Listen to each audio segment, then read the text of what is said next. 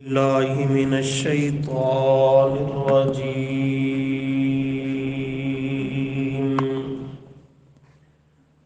بسم الله الرحمن الرحيم.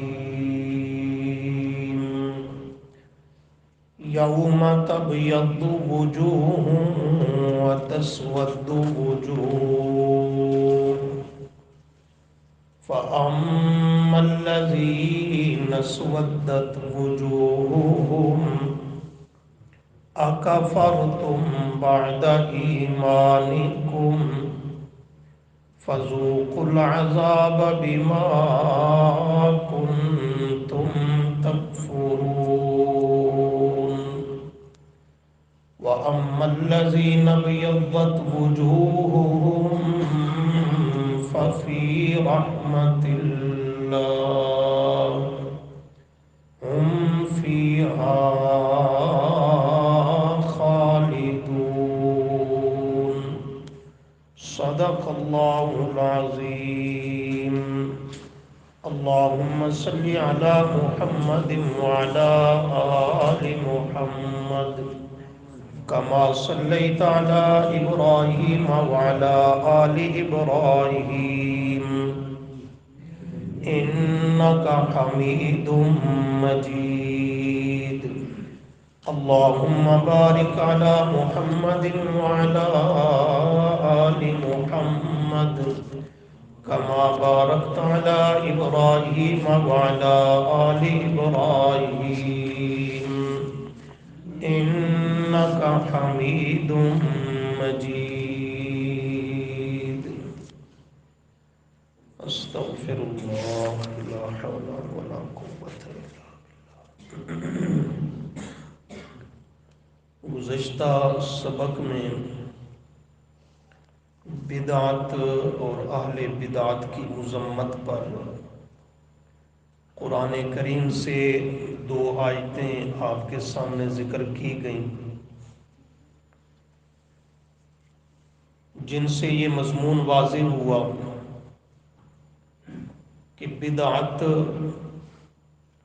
اللہ کے ہاں انتہائی قبیح اور قابل مذمت جرم ہے، اور بدعت کرنے والا، بدعت کی راہ اختیار کرنے والا، وہ صراط مستقیم پر، سیدھی راہ پر نہیں بلکہ منہا جائر، وہ ٹیڑھی، باطل اور گمراہی کی راہوں پر ہے۔ آج کے سبق میں بھی اسی عنوان پر یہ قرآن کریم کی آیت آپ کے سامنے تلاوت کی۔ چوتھا پارہ سورہ آل عمران کی آیت نمبر 106 اور 107، ان میں بھی بدعت اور اہل بدعت کا رد اور ان کا انجام بد بیان کیا جا رہا ہے۔ چنانچہ فرمایا یوم، اس دن، یوم یعنی قیامت کے دن، تب یزو روشن ہوں گے، وجوہ بعض چہرے، کچھ چہرے اس دن روشن ہوں گے، وتسود اور سیاہ ہوں گے، بدصورت ہوں گے، وجوہ کچھ چہرے۔ یہ قیامت کے دن کے منظر کو بیان کیا جا رہا ہے کہ قیامت کے دن لوگوں کی دو قسمیں ہوں گی، دو حالتیں ہوں گی، کہ بعض کے چہرے روشن ہوں گے، سفید ہوں گے، پر رونق ہوں گے، اور بعض کے چہرے بدصورت، سیاہ، کالے ہوں گے، ان پہ نحوست ہوگی۔ یہ مضمون قرآن کریم کے کئی مقامات پر موجود ہے کہ قیامت کے دن یہ لوگوں کی دو حالتیں ہوں گی، بعض پر رونق چہرے اور بعض بدصورت اور سیاہ چہرے۔ چنانچہ یہاں پہ ذرا نشانی رکھیں، اور 29واں پارہ دیکھیے۔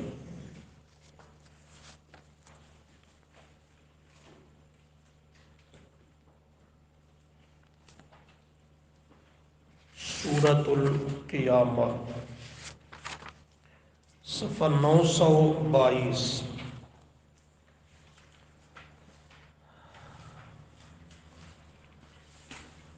سورۃ القیامہ آیت نمبر 22، صفحے کی 5ویں سطر شروع سے۔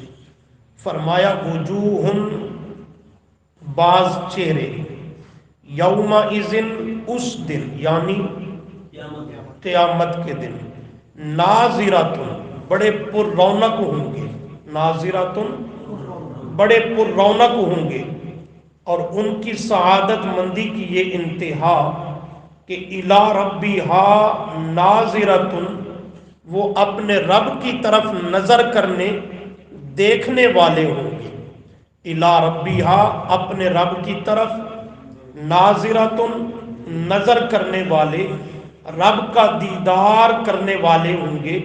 وہ جو اہل جنت کا ذکر سنتے ہو کہ انہیں رب اپنا دیدار کروائے گا، اللہم اجعلنا منہم، اللہ ہمیں بھی ان میں شامل فرما۔ تو فرمایا یہ چہرے جو رب کا دیدار کرنے والے ہوں گے اور ناظرۃ بڑے روشن ہوں گے، لیکن آگے فرمایا ووجوہ، اور بعض چہرے یومئذ اس دن قیامت کے دن، باسرۃ سیاہ بدصورت منحوس ہوں گے۔ وہ کیسے؟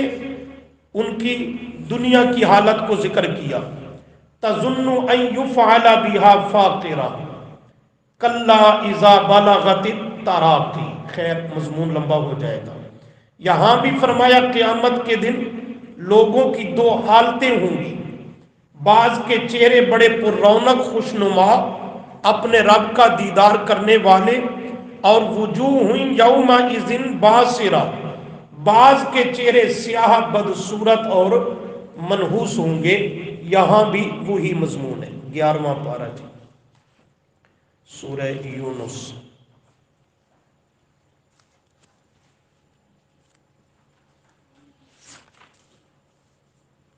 صفحہ 336،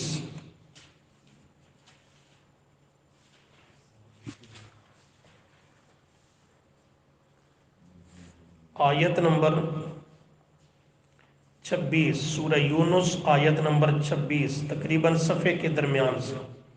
للذین احسنوا الحسنی وزیادۃ، مل گیا جی؟ فرمایا ان لوگوں کا حال یہ ہے کہ اللہ کریم نے احسن الحسنی، ان کے لیے وعدہ کر رکھا ہے احسن الحسنی، جنت کا۔ احسن الحسنی، الحسنی کیا ہے؟ جنت، اس کی نعمتیں، وہ حسین گھر جنت کا، وزیادۃ، اور اس سے زیادہ بھی۔ اللہ نے اس سے جنت کا وعدہ کیا، اور اس سے زیادہ کیا ہے؟ زیادہ ہے اللہ کا دیدار، اللہ کا دیدار۔ فرمایا وَلَا يَرْحَقُ وُجُوهَهُمْ قَتَرٌ وَلَا ذِلَّةٌ، ان کے چہرے بڑے پر رونق ہوں گے، ان پر سیاہی، کوئی نحوست اور ذلت ندامت ان کے قریب نہیں آنے والی۔ اولئک اصحاب الجنہ، یہی لوگ ہیں جنت کے حقدار اور اہل جنت، ہم فیہا خالدون، وہ اس جنت میں رہیں گے ہمیشہ۔ والذین، اور وہ لوگ، کسبوا، جنہوں نے کسب کیا، کمایا، السیئات، برائیوں کو، گناہوں کو، جزاء سیئۃ بمثلھا، جزاء بدلہ ہے ان کا، سیئۃ بمثلھا، سیئات کی مثل، اس کے برابر، سیئۃ بمثلھا، ان کو بدلہ سزا ملے گی ان کی سیئات کی، گناہوں کی، برائیوں کی، لیکن بمثلھا، اس کے برابر۔ یہ بھی اللہ کی رحمت ہے کہ اللہ نے قانون ذکر کیا، من جاء بالحسنہ، سورۃ الانعام کے آخر پر، من جاء بالحسنہ، جو آدمی الحسنہ ایک نیکی لائے گا تو فلہ عشر بامثالھا، اللہ اس کو اجر 10 کے برابر دے گا۔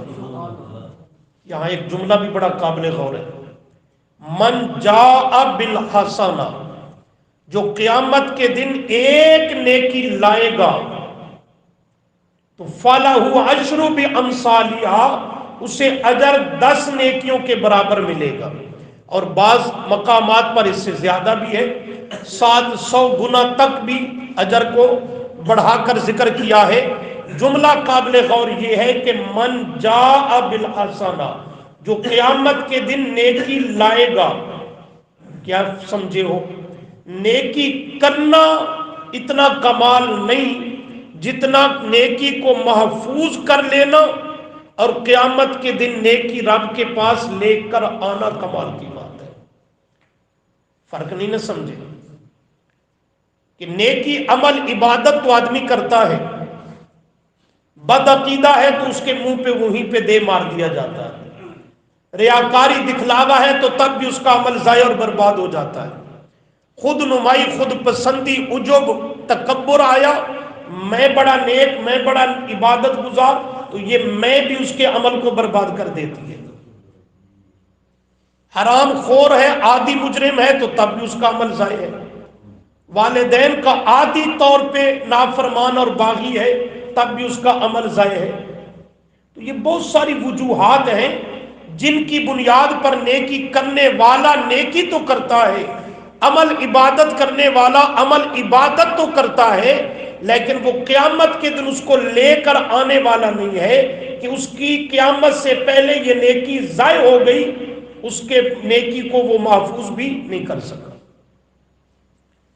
اس لیے من جاء بالحسنہ، کامیاب وہ ہے ایک نیکی پر 10 گنا بڑھا کے اجر اس کو ملے گا جو نیکی لے کر کے آئے گا۔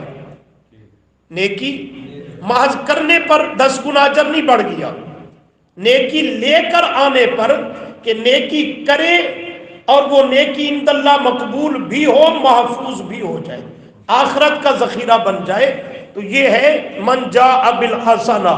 لیکن جب گناہوں کی بات ہے تو وہاں فرمایا ایک گناہ کے بدلے 10 گناہوں کے برابر سزا نہیں ملے گی، وہاں جزاء السیئۃ بمثلھا، اس کی مثل، اس کے برابر، اس کے بقدر اللہ اس کو سزا دیں گے۔ اور اس میں بھی یہ ہے کہ اگر اس نے توبہ کر لی تو پھر بھی کھاتا معاف ہو جائے گا۔ تو یہ فرمایا وہ لوگ جنہوں نے کمائی کی السیئات، بری گناہوں کو کمایا، نافرمانی، بغاوت کو، جزاء السیئۃ بمثلھا، تو سزا اور بدلہ اس کو دیا جائے گا اس کی گناہ اور جرم کا اس کی مثل اور برابر۔ آگے وَتَرْحَقُهُمْ ذِلَّةٌ، مجرم کی حالت کیسی ہوگی؟ تَرْحَقُهُمْ ذِلَّةٌ، ان کے چہروں پر اور ان کے اوپر ایک ذلت، رسوائی اور ندامت، نحوست چھائی ہوگی۔ مَا لَهُم مِّنَ اللَّهِ مِنْ عَاصِمٍ، نہیں ہوگا واسطے ان کے من اللہ، اللہ کے مقابل، من عاصم، کوئی بچانے والا، کوئی اللہ کی پکڑ سے چھڑانے والا نہیں ہوگا۔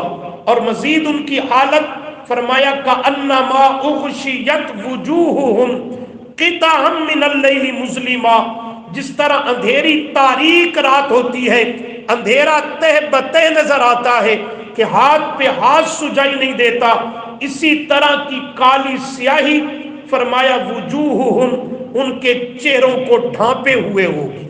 کأنما اغشیت وجوہہم، ان کے چہرے ڈھانپے ہوئے ہوں گے، یوں سیاہ ہوں گے جیسے تاریک رات ہوتی ہے اور اس کا اندھیرا تہ بتہ نظر آتا ہے، گھٹا ٹوپ اندھیرا۔ تو فرمایا من اللیل مظلما، اس طرح کی سیاہی، نحوست اور تاریکی ان کے چہروں پر ہوگی اور انہیں وہ ڈھانپے ہوئے ہوگی۔ یہ کون ہیں؟ اولئک اصحاب النار، اعاذنا اللہ منہ، یہی ہیں جہنم کے حقدار، آگ کے ساتھی، اصحاب النار آگ کے ساتھی، ہم فیہا خالدون۔ تو قیامت کے دن کیا عرض کر رہا ہوں، لوگوں کی حالتیں دو ہوں گی، چہرے پر رونق، چہرے بد رونق۔ تو یہاں سبق کی آیت میں بھی یہی مضمون آ رہا ہے۔ اب سمجھنا ہے کہ یہ چہرے کن کے پر رونق ہیں اور کس کے سیاہ اور بدصورت ہیں۔ حوالہ ہے رکھا ہوا صفحہ نمبر 99۔ فرمایا تو یوم تبیض وجوہ وتسود وجوہ،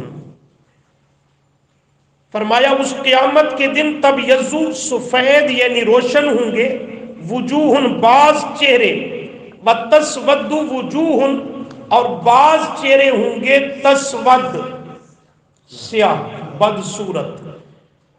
فَأَمَّا الَّذِينَ، پس بہرحال وہ لوگ، اسودت وجوہہم کہ سیاہ ہوں گے چہرے ان کے، تو ان سے کہا جائے گا اکفرتم بعد ایمانکم، کیا تم نے کفر کو اختیار کیا، بعد ایمانکم بعد دعوے ایمان کے۔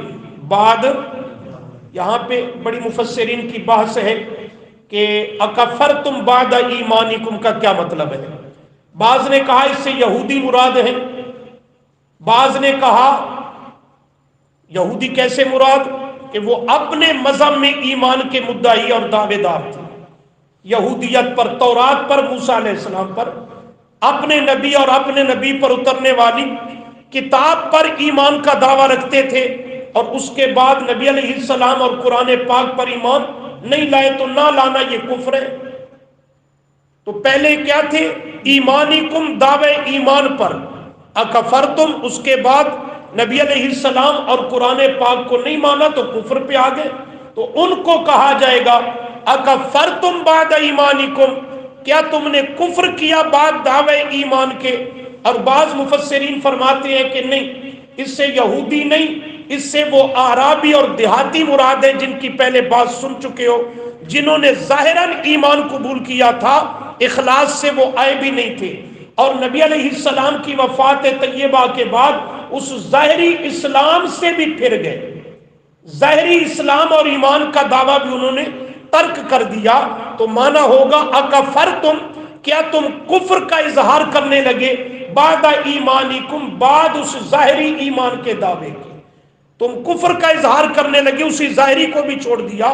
لیکن یہ دونوں باتیں مفسرین نے ذکر کی، اصل بات یہ نظر آتی ہے کہ اس کا ایک تیسرا معنی ذکر کیا گیا، وہ فٹ ہوتا ہے۔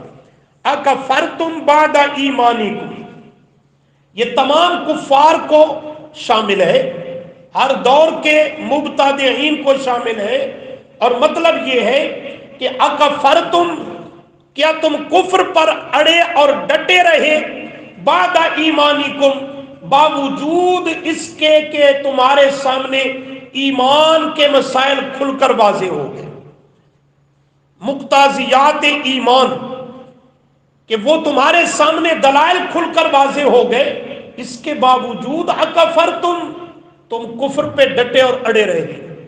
سمجھے ہو بات کیسے؟ ایک آدمی مستقل درس میں آتا ہے اور وہ کئی دن درس سنتا ہے، ایمان عقیدے کے مسائل سنتا ہے، کفر و شرک بدعت کی نحوست سنتا ہے، اور پھر بھی اپنی اصلاح، اسے کیا کہو گے؟ اتنا عرصہ درس میں جا کر کے بھی تو اپنی اصلاح نہیں کر سکا، پھر بھی بدعات اور اہل بدعت کی مجلسوں میں جاتا ہے۔ کیا مطلب ہوگا کہ اتنا عرصہ درس سننے کا تقاضا یہ تھا کہ تیری اصلاح ہو جاتی، لیکن اتنا کم وقت نکلا اور بدبخت ٹھہرا کہ اتنے دروس سن کر کے بھی تجھے کچھ حاصل نہیں ہوا۔ اصل یہی مضمون ہے، اکفرتم بعد ایمانکم، میرا پیغمبر آ گیا، معجزات آ گئے، قرآن آ گیا، لوگوں نے اسلام قبول کیا، اللہ نے اسلام کو غلبہ دیا، فتوحات ہوتی چلی گئیں، ہدایت کے، ایمان کے اسباب اور واضح طور پہ نقوش کھل کر سامنے آ گئے تو یہ اس بات کا تقاضا تھا کہ تم ان کو دیکھ کر پرکھ کر اپنی اصلاح کر لیتے، ایمان پر آ جاتے، لیکن اس سب کے باوجود اکفرتم، تم پھر بھی کفر پہ اڑے رہے، اپنی اصلاح نہ کر سکے۔ تو فرمایا فذوقوا العذاب، پس چکھو عذاب کو، بما کنتم تکفرون، بسبب اس کے کہ تھے تم کفر پر۔ وَأَمَّا الَّذِينَ، سبحان اللہ، وَأَمَّا الَّذِينَ، اور بہرحال وہ لوگ، ابْيَضَّتْ وُجُوهُهُمْ، ابْيَضَّتْ وُجُوهُهُمْ، کہ سفید اور روشن ہیں چہرے ان کے، تو ان کا انجام کیا ہوگا؟ فرمایا ففی، پس وہ بیچ ہوں گے رحمت اللہ، اللہ کی رحمت کے، اللہ کی رحمت میں ہوں گے، اللہ کی رحمت کے بیچ ہوں گے۔ کیا معنی؟ محل رحمت، مراد ہے جنت، جو اللہ کی رحمت کا محل یعنی جگہ ہے، اللہ کی رحمت کا گھر ہے، اس میں ہوں گے وہ اہل جنت۔ ففی رحمت اللہ، تو جنت اللہ کی رحمت ہے، اللہ کی رحمت میں ہوں گے، مانا تو کیا ہے، کس میں ہوں گے؟ جنت میں۔ جنت کو رحمت کہا کیوں؟ اس لیے کہ وہ اللہ کی رحمت کا گھر ہے، اللہ کی رحمت وہاں پہ بسیرا کرے گی۔ ہم فیہا خالدون، اور وہ اس جنت میں اللہ کی رحمت کے گھر میں ہمیشہ ہمیشہ رہیں گے۔ اس آیت کی تفسیر میں، تفسیر ابن جریر اور علامہ ابن کثیر نے اپنی تفسیر ابن کثیر وغیرہ میں، انہوں نے حضرت عبداللہ بن عباس رضی اللہ تعالی عنہما کا جملہ ذکر کیا۔ وہ فرماتے ہیں کہ یہاں سفید اور روشن چہروں والوں سے مراد کون ہے، اور سیاہ اور بدصورت چہروں والوں سے مراد کون ہے؟ تو یہ معنی اس کا اور مطلب بیان کر رہا ہے حضرت عبداللہ بن عباس رضی اللہ تعالی عنہما، پیارے پیغمبر کا صحابی بھی اور نبی علیہ السلام کا چچا زاد بھائی بھی، قرآن پاک کا یہ مطلب بیان کرتے ہیں۔ فرماتے ہیں تب یزو وجوہ، اے وجوہ اہل سنت والجماعہ، فرماتے ہیں جن کے چہرے روشن ہوں گے، خوبصورت اور پر رونق ہوں گے، اللہ کی رحمت کے گھر جنت میں ان کا ٹھکانہ ہوگا۔ اس سے مراد ہے اہل السنت والجماعت، اہل السنت والجماعت، اور جن کے چہرے وتسودت وجوہ وتسود وجوہ، وہ بدصورت اور سیاہ ہوں گے، فرماتے ہیں اہل البدع والضلالہ، وہ اہل بدعت ہیں، بدعات کرنے والے، اور والضلالہ، ہر طرح کے گمراہ لوگ وہ اس میں شامل ہیں کہ وہ گمراہی میں پڑے ہوئے، ان کے چہرے بدصورت اور سیاہ ہوں گے، نحوست ان پر ہوگی۔ یہ کون ہے؟ گمراہ فرقے، گمراہ لوگ اور اہل البدع، بدعت کرنے والے، پیارے پیغمبر کی سنت کی مخالفت کرنے والے اور بدعات پہ کمر کسنے والے، یہ ہیں قیامت کے دن ان کے چہروں پر اسی بدعت کی نحوست اور سیاہی چھائی ہوئی ہوگی، اور ان کو کہا جائے گا فذوقوا العذاب، عذاب کا مزہ۔ یہاں تو کہتا ہے حرج کیا ہے، قرآن ہی پڑھوایا ہے نا، ذکر کی محفل ہی ہے نا، لوگوں کو خیرات کی ہے، کھانے کھلایا ہے نا، حرج کیا ہے؟ حرج یہ ہے وَتَسْوَدُّ وُجُوهٌ، ان کے چہرے سیاہ بدصورت ہوں گے، ان پر بدعت کی وہ سیاہی نظر آ رہی ہوگی، اور فذوقوا العذاب، رب کے عذاب کو بھگتنا ہوگا، اور ہم فیہا خالدون، اعتقادی بدعات رکھتے ہیں تو وہ ہمیشہ کے ابدی جہنمی ہیں۔ تو یہ حرج ہے، یہ کیا ہے؟ ضروری مسئلہ ہے کہ کوئی حرج نہیں؟ ضروری مسئلہ ہے، ضروری مسئلہ ہے۔ تو جن کے چہرے سفید اور روشن ہوں گے، پر رونق، وہ کون ہے؟ اہل السنت والجماعت۔ لیکن کون سی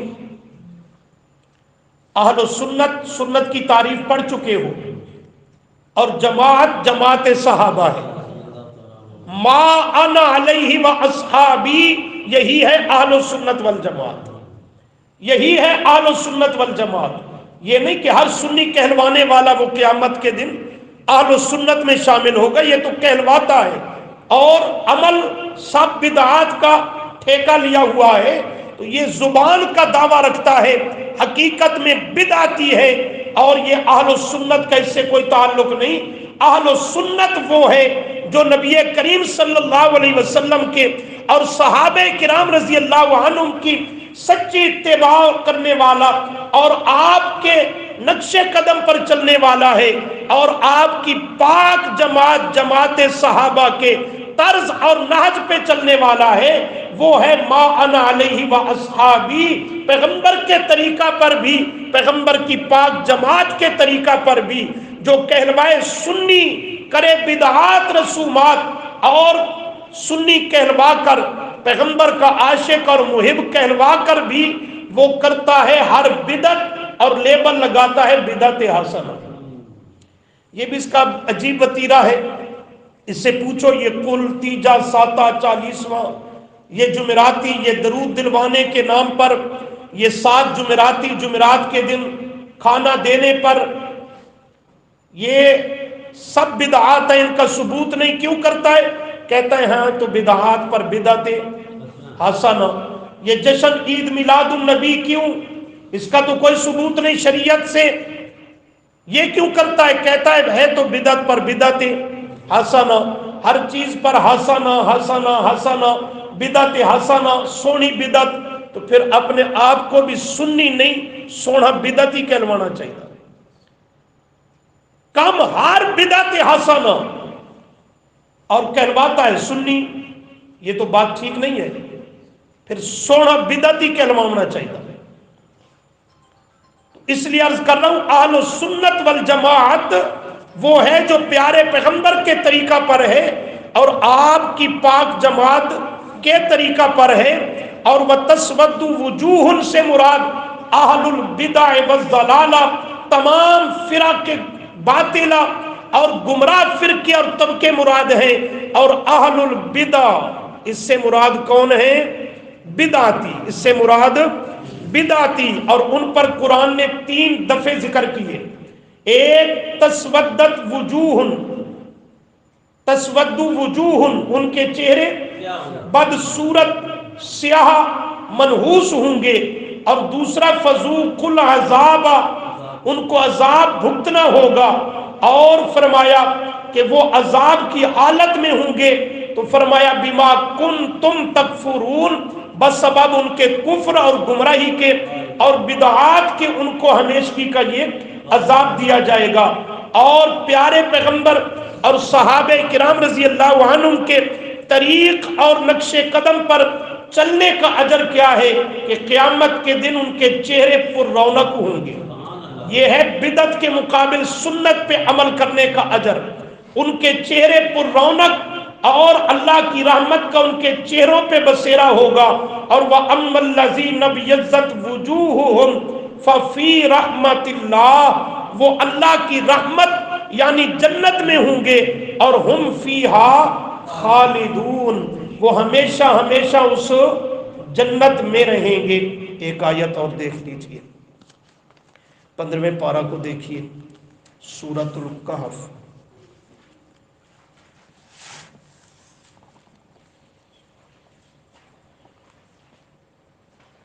بلکہ 16واں پارہ، 16واں پارہ سورۃ الکہف، صفحہ ہے 485، سورۃ الکہف کی آیت نمبر 103 اور 4، صفحے کے شروع سے۔ قل هل ننبئکم، مل گیا جی؟ قل فرما دیجئے، حل کیا، ننبئکم میں تمہیں باخبر نہ کر دوں، آگاہ نہ کر دوں، بالاخسرین، بالاخسرین جو بہت زیادہ نقصان اور خسارے میں ہیں، اعمالا ازروئے اعمال کے، عمل کرنے کے باوجود الاخسرین وہ بہت نقصان اور خسارے اور گھاٹے میں ہیں۔ قیامت کے دن 2 قسم کے لوگ خسارے میں ہوں گے، ایک وہ جنہوں نے آخرت کے لیے کوئی محنت، کوشش، عمل، عبادت کیا ہی نہیں، جب کیا ہی نہیں تو ان کا خسارہ یقینی ہے۔ دوسرا وہ ہوگا کہ جس نے ساری زندگی آخرت کی خاطر دنیا میں کھپا دی، عمل، عبادت اور تسبیحات، نوافل لگا ہوا ہے، نہ گرمی کو دیکھتا ہے نہ سردی کو دیکھتا ہے، آخرت کی تیاری کر رہا ہے، آخرت کے لیے ذخیرہ کر رہا ہے، عمل عبادت، پر قیامت کے دن جائے تو اس کی ساری محنت ضائع ہو، کچھ بھی ہاتھ نہ آئے۔ دونوں میں سے کون بڑے خسارے میں ہے، جس نے کچھ کیا یا کچھ بھی نہ کیا؟ جس نے سب کچھ کیا پر کچھ نہ پایا، وہ سب سے بڑے خسارے میں ہے، وہ سب سے بڑی حسرت، ندامت اور افسوس دکھ میں ہوگا کہ سب کچھ کیا پر کچھ بھی نہ پایا۔ اور جس نے کچھ کیا ہی نہیں تو اس کو تو ظاہر ہے پتا ہے جب کچھ کیا ہی نہیں تو کیا ملے گا۔ تو یہ فرمایا ان لوگوں کا حال ہے کہ جنہوں نے اعمال تو بہتے کیے لیکن اس کے باوجود بالاخسرین یہ بہت بڑے نقصان اور خسارے میں ہوں گے۔ اب سبب تلاش کرنا ہے کہ جب عمل عبادت انہوں نے بہتے کیے پھر نقصان اور خسارے میں کیوں ہیں، تو اس کی وجہ اور سبب کیا ہے؟ تو ساتھ ہی فرمایا الذین، یہ وہ لوگ ہیں ضلع کے گم ہو گئی، ضلع گم ہو گئی، سعیہم، ان کی ساری سعی کا معنی محنت، کوشش، بھاگ دوڑ سب ضائع ہو گئی۔ کہاں؟ فی الحیات الدنیا، دنیا ہی کی زندگی میں۔ ادھر عمل کرتے تھے، ادھر اللہ ان کے منہ پہ مار دیتا، ادھر عبادت سے فارغ ہوئے اللہ نے منہ پہ مار دی۔ الذین ضل سعیہم فی الحیات الدنیا، دنیا کی حیاتی اور زندگی میں ان کی ساری سعی، محنت، کوشش، کاوش کیا ہو گئی؟ ضلع، گم ہو گئی، ضائع ہو گئی۔